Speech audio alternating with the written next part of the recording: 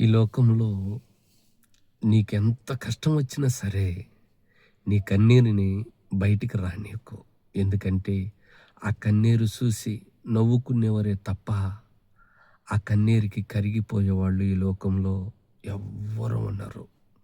కానీ నీ కన్నీరుకి నీకొచ్చిన సమస్యను బట్టి ఆ కన్నీరు కారుస్తున్నవే ఆ కన్నీరుకి ఒక ఆయన కరిగిపోతాడంట. ఎవరో తెలుసా నీకు?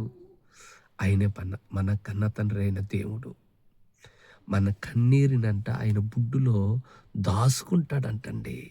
అంతేకాకుండా ఆయన కవుల్లో అవి జ్ఞాపకంగా రాసుకుంటాడంట. కనుక ఉత్తుత్తినే ఈ లోకంలో ఉన్న మనుషుల దగ్గర మన కన్నీరు విడవకుండా మన కంటికి కనబడని ఆ మహాశక్తి అయిన దేవుడి దగ్గరికి వెళ్ళి మనం మన సమస్య చెప్పుకుని మన కన్నీరుని విడిచినప్పుడు ఆ కన్నీరుని ఆయన బుడ్డులో దాచుకుని ఆ కన్నీరుని దాచుకుని గుర్తుగా రాసుకుంటాడంట.